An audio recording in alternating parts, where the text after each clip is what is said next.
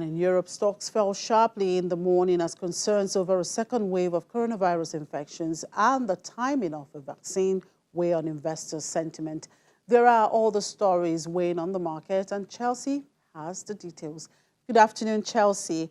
Well, the EU Commission today laid out plans to reopen borders and restart travel across the continent in the coming months.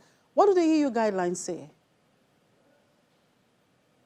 The EU guidelines, they cover a lot of ground. On the one hand, they say that countries that have similar risk profiles, so countries such as Austria and Germany that generally have had a pretty good handle on the spread of the virus, that have a pretty solid hospital and healthcare system that's not been overrun by the virus, that those countries should start to reopen borders.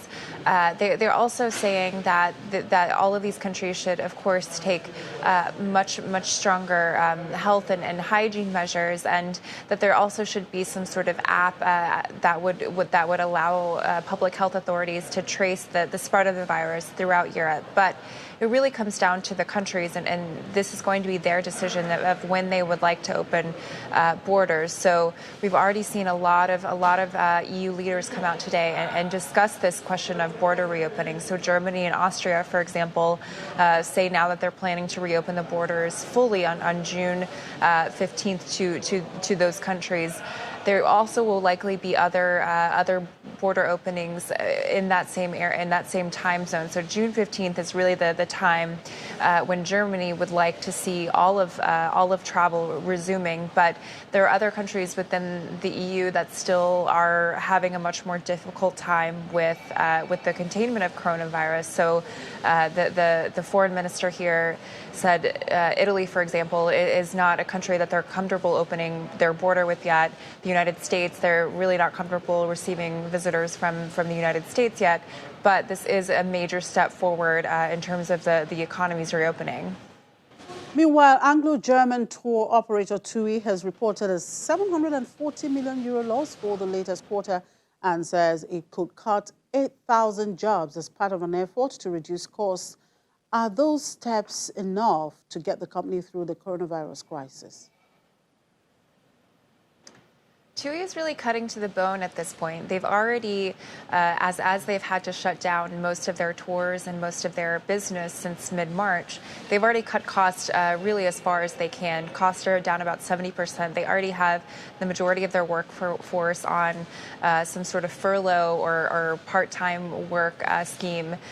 And now they're saying that even as they do start to reopen, if, for example, borders reopen here in Europe and they're able to start doing packages again in July and throughout the rest of the year, they're still going to have to cut costs because they're going to come out of this a much smaller company. So they're looking at this 8,000 job cuts. They're looking at different areas of their business where they could potentially sell assets, sell businesses, sell parts of themselves off, because they only have about €2 billion worth of cash right now, and they may need more than that. The CEO said today that they have considerable liquidity, but depending on how long it takes for people to really feel comfortable booking holidays again, they will be struggling financially, and they could need more help.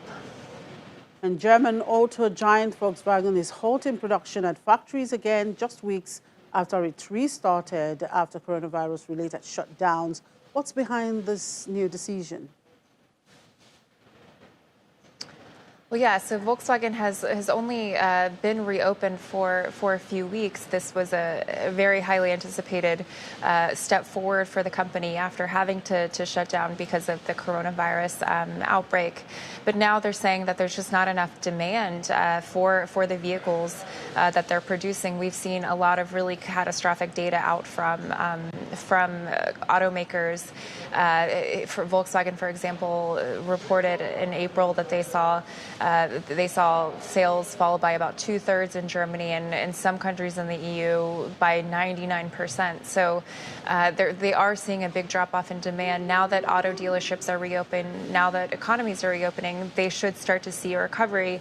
But in the long term, it's going to take a long time for demand to recover to the same level. So at this point, they're going to have to cut back production a bit. They're only cutting back 4 days at this factory here in Germany in May. But there's obviously a lot of questions about whether this is going to become more of a regular occurrence of having to shut down for a couple days, just because the demand outlook is quite negative right now. Well, it's a case of automakers taking the heat as well. Thank you, Chelsea. Enjoy the rest of the day.